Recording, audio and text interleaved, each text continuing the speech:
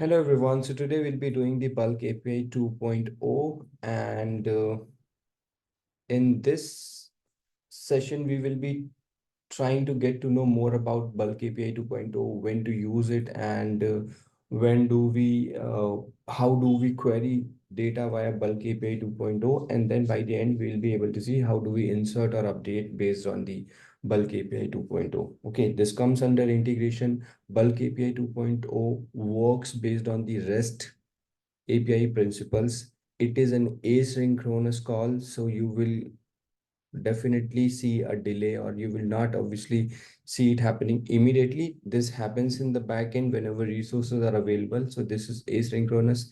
If somebody asks you a question, is it asynchronous or synchronous?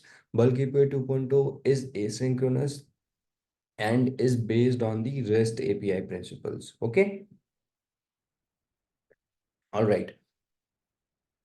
We will be using Workbench to see the bulk API 2.0, and when we log into, let's say, Workbench, we will go to Utilities and we will go to REST Explorer. From here, this will be by default query written to you. We will just execute it. Okay. And then we will have all the APIs available to us. Okay. Inside this, we have this API called jobs. This is the bulk API 2.0 API endpoints, and we have two APIs given here. One is to query and one is to ingest. Okay, the query one is just to query the data. If we want to query the data in bulk, then we can do this. We can use this. Okay, just a second. So we will try to first query, and then later on we will try to do some insert. Okay, so for that we will use the ingest, but to start with we will use the query one. Okay, so we will write down query in the API, and here we will have to tell what do we want to query. Okay, so here a query is already written. There are two parameters. First, let me build it from scratch. It will take a JSON as input, so you will have to build a JSON here. And how do you get to know what you are going to give? From the header, you can see content type is application slash JSON and accept obviously JSON. So let's go and build a query. It takes two parameters. One will be the operation.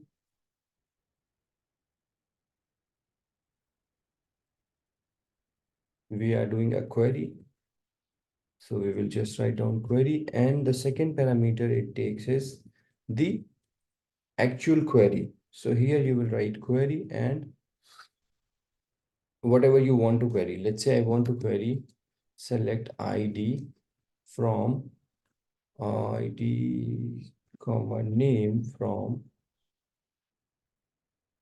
opportunity. Okay. For the simplicity, let's just take ID. We just want to see if we are getting results or not. Okay. So this is what we will be sending as a body. This is our endpoint. This is the method type. This is our authorization header, or you can say the request header, and we will click on execute. Now you can see you have got a response. What it is saying, this is the job ID you got. This was the operation. This is the object on which you are performing the operation. These are a couple of timestamps. Current state is upload complete. Concurrency mode is parallel. We provided CSV. API version was 58. Line ending LF, comma decimal is comma. Okay.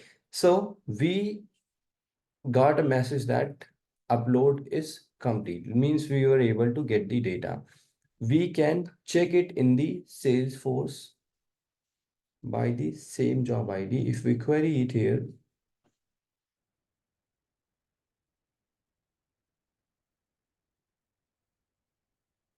uh, this is the job ID. Job is complete. This is the job ID. Job is complete. We were able to get the 44 records in return. Okay, so if you click on the job ID, you will be able to see everything, like how many records is processed and everything. You will be able to see it here in Salesforce itself. And you have just queried Salesforce record via bulk API 2.0. Okay. So this is a simple query. Now you have got the job ID. If you want to get to know more about it, just paste the job ID here. Instead of post, this time we will be getting. So we will use the get as a method and we will click on execute.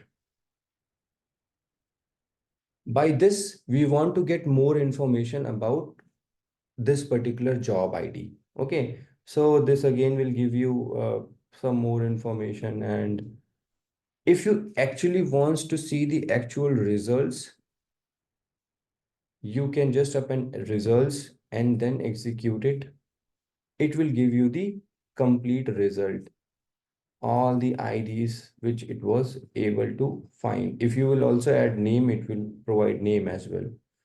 So here you can play with this endpoint along with the job ID to get the actual result here. So from Workbench, we have done an API call to this particular endpoint to invoke the bulk API 2.0. We want to query something, so we provided the query in the post method, and in the body of it we provided which object we want to query, what data we want to query, and then we executed that API call. We got the result. Then if we want to get to know more about it, we will again do a get call to this particular endpoint along with the job ID and appending results to it. We will be able to get the exact IDs to it. This is the raw response we get. If we want to get it somewhere, we will get the ID part of it. Okay.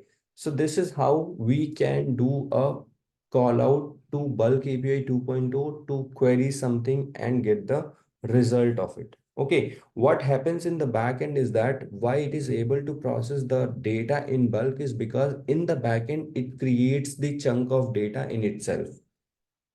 It creates the chunk of data and process data in chunks. That is why it is able to process millions and millions of record, because chunking mechanism is inbuilt inside it. You need not to fetch all the million, 50 million, 55 million records at once. It will create chunks in between and will process data in chunks. Okay. Now, let's say you want to just get the, what do I say? Uh, let's say you just want to get at least around 10 records at first, not all the, or you want to set up the max result. uh, we got total 44, but you want to see only 20 in the first attempt. So you can say that max result, or you can say max records equals to 10. Okay, so if you execute it now, okay, I must have given something. The request resource does not work. Okay, not like this. I have to add it like a pair.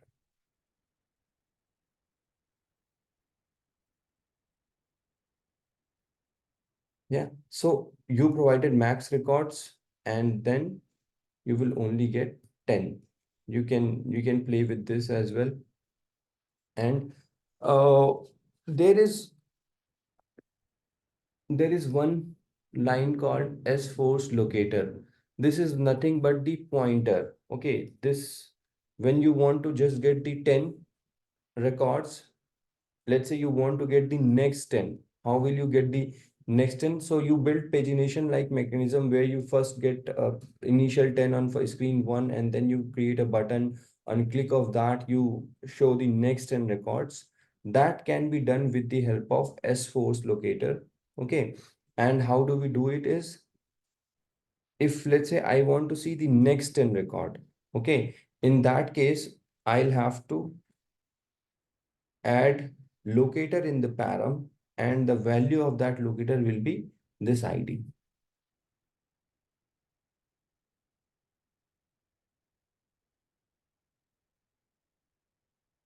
Okay. You can see here BUIC71A. And now if I click on execute, this will give us the next 10 records. So you can see the next 10 records. Now this locator will keep on changing. Okay. Now this locator is different than this locator. So if you want to get next 10, you will have to replace the locator and click on execute. Okay. Okay.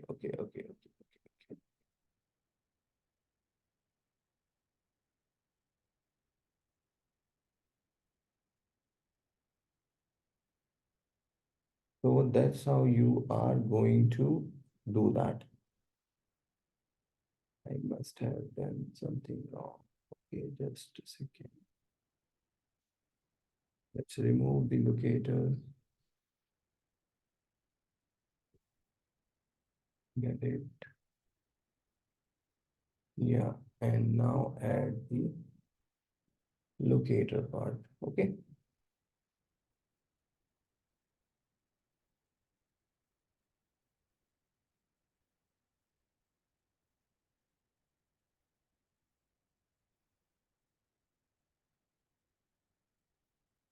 You will get the next 10. Okay.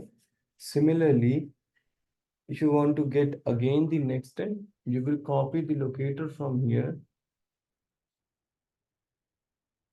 and try to get the next 10. So what I'm trying to say here is that this locator will keep on changing. This is more like a pointer. You will get the next 10.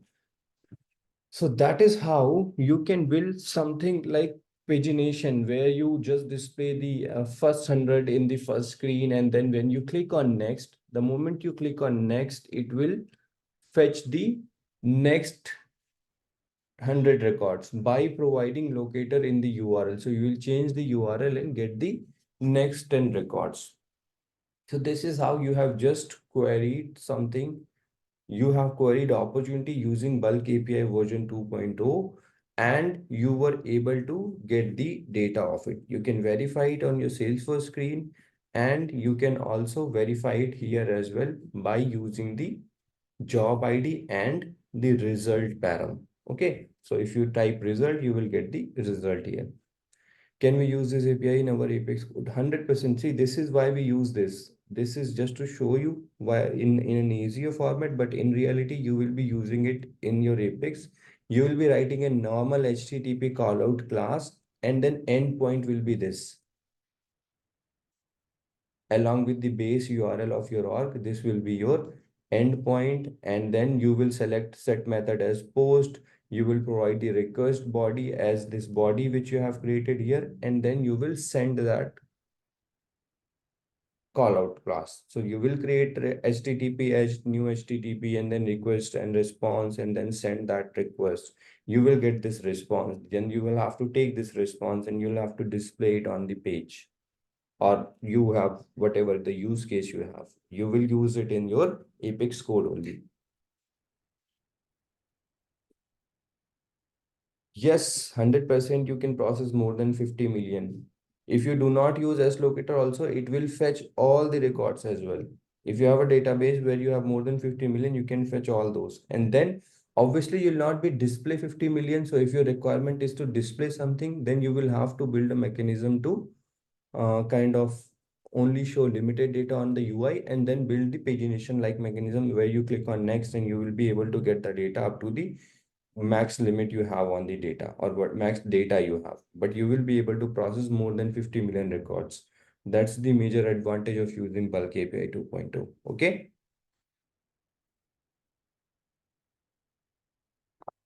Guys, any doubt you have on the bulk API 2.0? See, I know many of you must have heard this bulk API 2.0, but not practically have worked on it, or may not know how to use it, or may not know what to do with it. What I want from you guys is try to practically do it in your own org. Come up with the question on this and let's solve those questions. This is obviously relatively new. We do not use it more often in our projects as well, because we are kind of do all the things with already available things. We normally do not do that, but there is not practical examples available for this topic even in the YouTube as well. So I want you guys to practice on your own and see if you are able to understand this, see if you feel that this is something. And in the interview, I want every one of you to be confident on topics like this, because these are the topic which will actually create a difference between an average candidate and a good candidate. Okay. Yes, Manjunath. Yeah. I heard this, but I never got a chance to work on this bulk API 2.0. The basic query is like, even to do a query of a record, is it we have to do a post request here? This will be a call out. This will be counted as a you are doing call out. So your API limits will be consumed. Okay, so we have to do the post only, right, in order to retrieve the data here. Yes, we'll have to do the call out, and we'll Oh, have to see, normally HTTP call out, we do any third party endpoint, treat it as a third party endpoint. You will have to write whole to do the call out and get the data. okay. Now, this was just the query part of it. What if I want to insert bulk data? What if I want to do a DML? This was just a query. So again, we will go back to the basic query we have. We will remove everything. We will go back to the basic query, remove all these things. This will be a get query. Let's execute. We've got two APIs here. One is ingest and the other one is query. So we have just used the query one. Second one is ingest, which means we want to ingest something in the pipeline, you can say. Okay, so let us just try to see if I write down ingest, what happens? Nothing. Nothing will happen. Okay. Now, if I do it like this, our first step is to create the job. Then our second step will be to actually do the operation, and then third step will be to close the job. This is a three-step process here. Okay, let us go to do the first step. Okay, create job. So let's say I want to insert the account.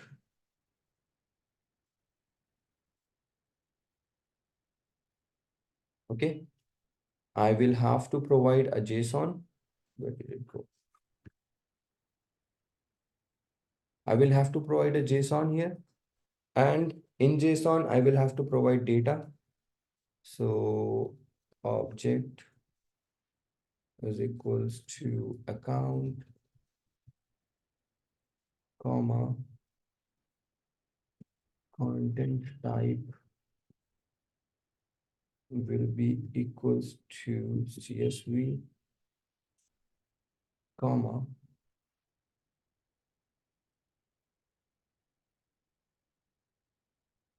operation will be insert, comma. There is an additional parameter we need to send, which is line ending, and this will be okay. Now this is post. In the header it takes application.json, which is fine. Now do we need to change anything? I don't think so. Let's click on execute. So what it did, we have just created a job. Okay, we have just created a job, which is just the step one of inserting data in it. Okay, we have not provided any data yet. We have just created a job for it. Okay, now for further processing, we will use this job ID slash batches. Now we will have to provide it CSV data. Okay. If you see in Salesforce,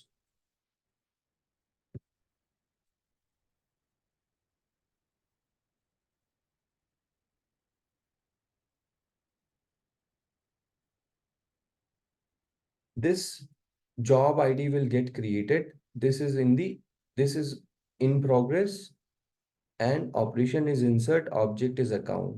This status is also currently open.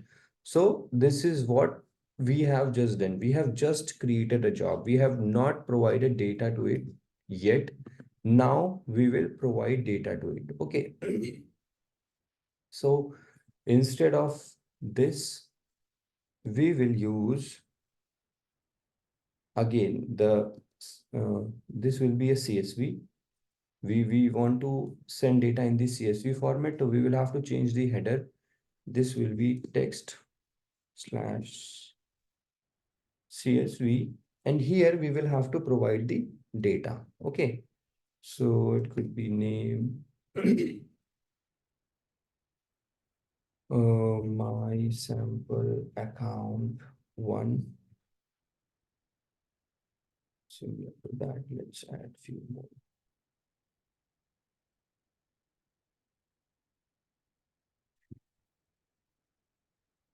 3, 4, 5. Okay, now we will use put. We have changed the header. We have changed the URL. So earlier it was just ingest. We have added the job ID as well as batches. Now this is our CSV data we want to send, and this is the method we are going to use. Okay, let's execute and see.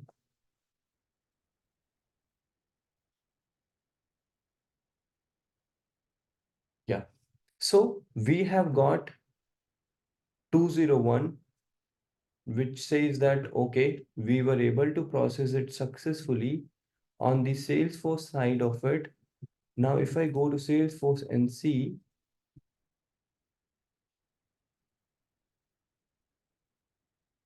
let's go back to it.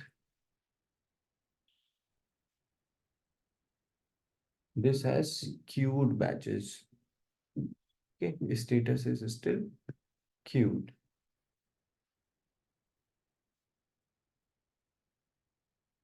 And then there will be third step. Then there will be third step, which will be to close this particular job which we have created. So in the first step, we created job. In the second step, we added the data, or we kind of added the CSV file to insert the data, and the third step will be to close the job again. Okay, otherwise it will always be in the open state, like it will always be in the open status. Either you can abort it from here, or you can close it, or you have to close it from here. Okay, so as we are doing it from the workbench, let's close it from here again. Okay, so what to do to close it? We will have to first change the content type. It will again accept the application slash JSON, and then we will have to change the body of it. So in the body, we will have to again provide a JSON. Here, we will have to provide what was that? Just a second.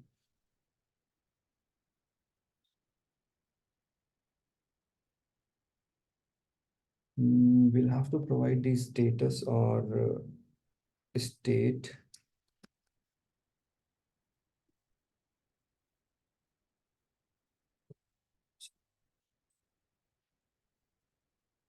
So it should be upload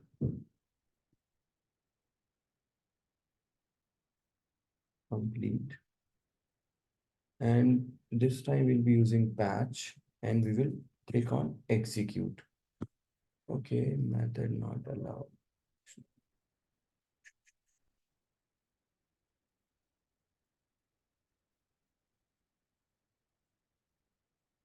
Hmm.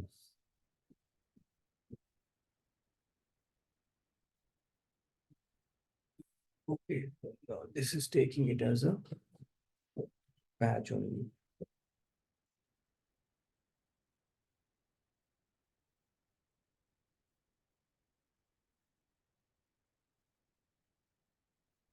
Just a second, guys. Huh? Closing. Uh, yeah.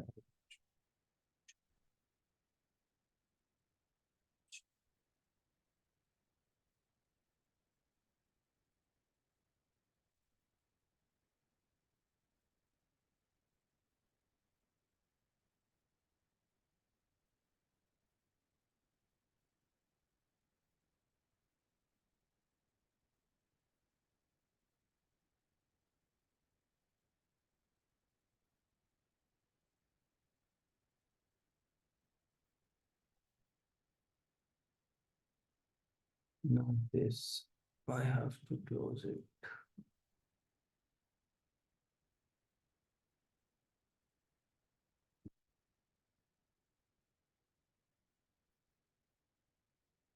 See, so one line to remember here is that once you are finished submitting batches to Salesforce, close the job. Closing the job tells Salesforce that you are done submitting batches, which allows the monitoring page in Salesforce to return more meaningful statistics on the progress of the job. Okay. So that is why closing is very important. Why it is not working, I'll check that. Maybe I'm not giving the proper parameter. It is supposed to take,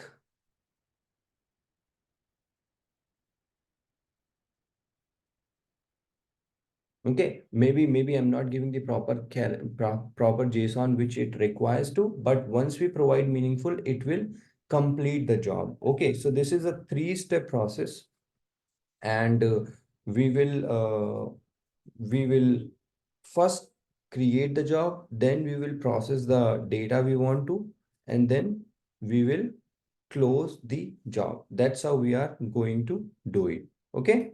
So anybody has any doubt in this? Yes, Mohit. Go ahead. Like in the batch, while using the batch, we were processing something on the records, on the fetched records, chunk of records. And what if we want to process something on the records, fetched records, and then upload it back on the Salesforce, update it? Uh, like if I want to process something on the batch of records that it is fetching Mm-hmm. workbench through workbench, then how can we do that? Okay, can you repeat this again? Uh, like in the batch Apex, we were processing something on the records, fetch the records, and then we were updating those records back into this Salesforce org. Mm-hmm. The same way I want to do using the workbench, but this time the records are more than 50 million. So I chose the bulk API. So how can we do that? You have to query that record. And how can we process those records? Like if I want to change the status of an opportunity, then Mm. how can we do that? You will first query those records, then you will Okay. CSV file of it. You will upload the CSV file of it. Whatever changes you want to make, you make that in the CSV file of it, and then provide the CSV file here in the workbench, or not in the workbench, then even in your Apex code, you can write this whole code in your Apex developer console as well. Okay, and Okay, provide. to fetch records. Yeah, and then, yeah, so you will be fetching it, and then you will be providing that same CSV or whatever changes you want to make on that CSV, and then you will be again giving that CSV file so that that CSV file will be uploaded. Now, if you are inserting, you will insert it. If you are updating, you will update it. Based on that, you will choose the different HTTP methods available. Okay. Actually, in reality, you will not be using Workbench to do all this, or you will not be using Postman to do all this. You will be using your own Salesforce instance to write an Apex class to upload data, to get the data, and all those things. So in reality, you will be writing your Apex classes only, not these workbench. Workbench I'm showing just to make it easier for you to understand. We do not have any org which has that much amount of data. So you cannot show that thing. And very rarely you will see that in your real company as well. But how it works, maybe now you will have more ideas you can think of in the bulk API rather than just knowing it theoretically that there is something called bulk API which can process more than 50 million. But we never knew about it from the UI point of view, like how does it actually works. So now I think it will be better for you guys to even explore it more. Okay, and come up with more doubts or questions you can see in this front. We can discuss more. So this is bulk API 2.0 developer guide. I want all of you, whosoever wants to explore more, go through it and try to see how it works. Okay. Okay, bulk API 2.0 ingest.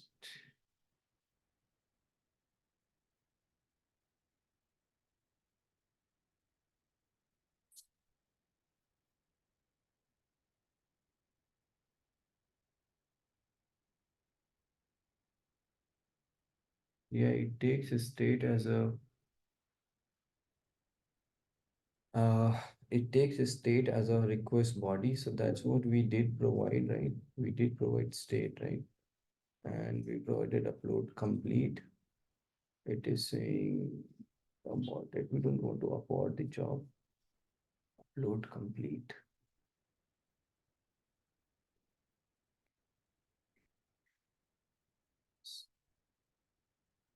Okay.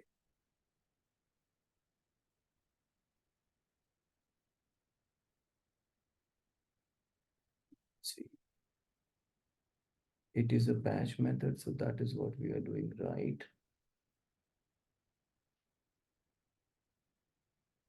Ingest slash job ID. So we just need to provide job ID and then click on execute. Yeah. So Hi we, Mohit, the same work we are able to do with the data loader as well, right? yeah, but it will not be able to process the bulk data, like more than 50 million.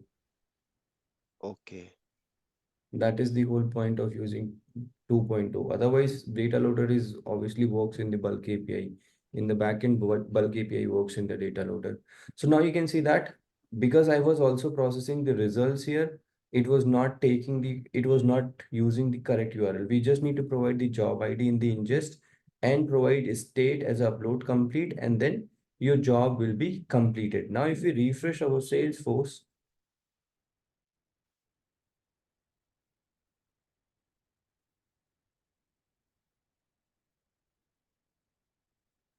you can say that status is job complete. Okay. Record processed 5. Progress is 100%. In fact, we should now get the records as well. We inserted accounts, right? See, in reality, if your data is limited, you will obviously be using the data loader to do such kind of thing because it is easier to do there.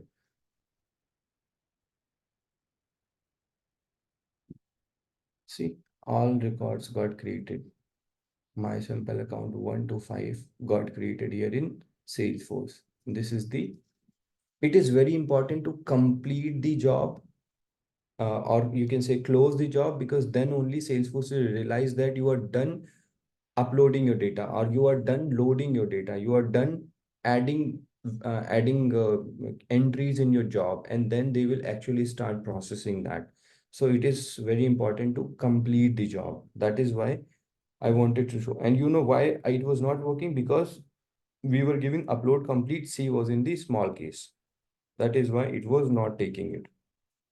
Plus, we were also adding the results here, which was not required. So how do we get to know about it? With the help of the standard Salesforce documentation. How do we complete a job? By this, and that is why we were able to understand it. So this becomes really important for those who want to explore this more. Go through this developer document. It has everything. Like you need not to even ask anybody. It has everything available which you need to know. Go through this developer guide and you will be able to understand almost everything here. Okay, that's the most I wanted to cover today. I still need a day or two to come up with the uh, practical session on the single sign-on. So that is why I'm not completing it today. Single sign-on, you might all have already seen in your current organization.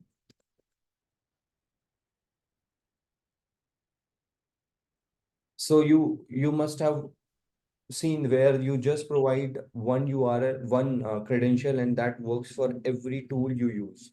Okay, like in my company, we use some single sign-on by which we just need to log into that portal, and then you need not to provide login ID and password every time you log into any other app as well.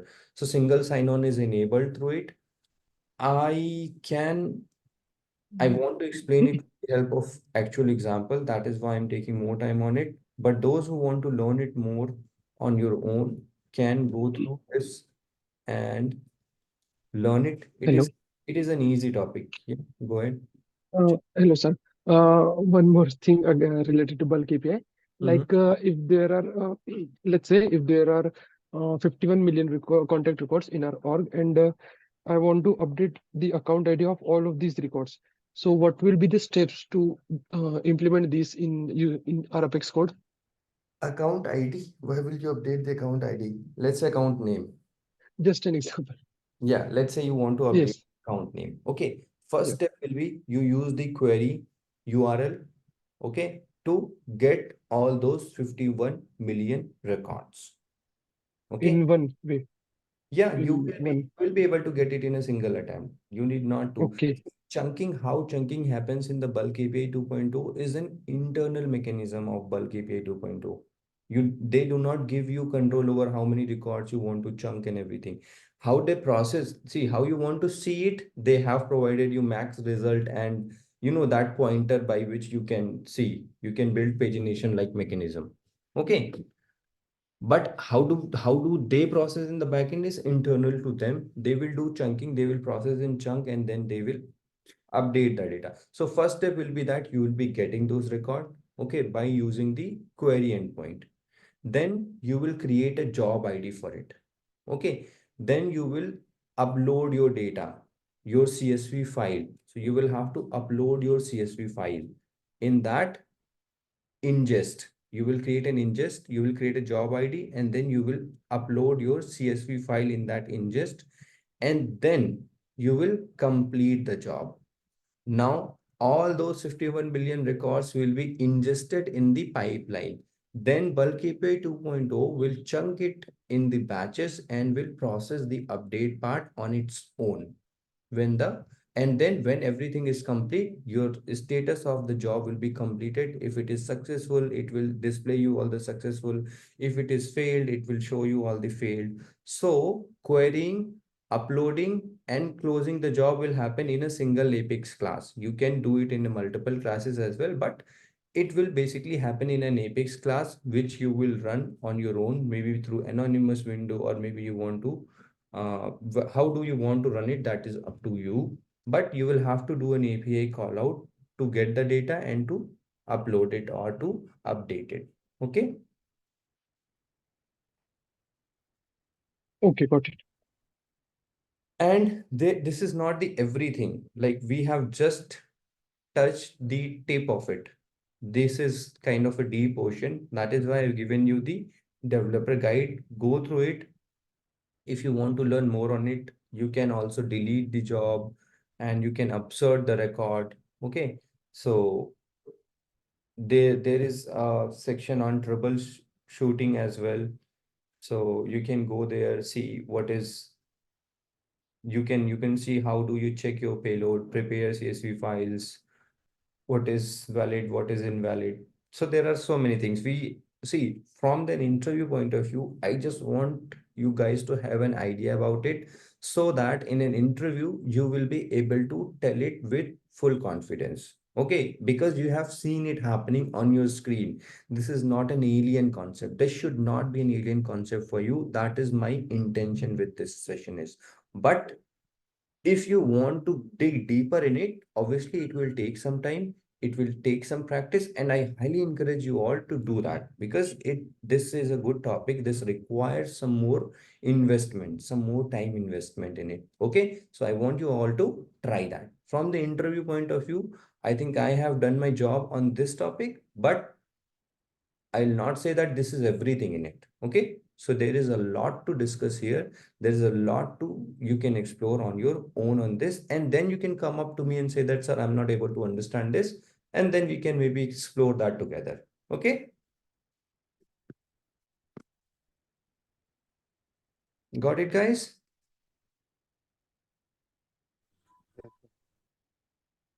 Yes. Yes, sir.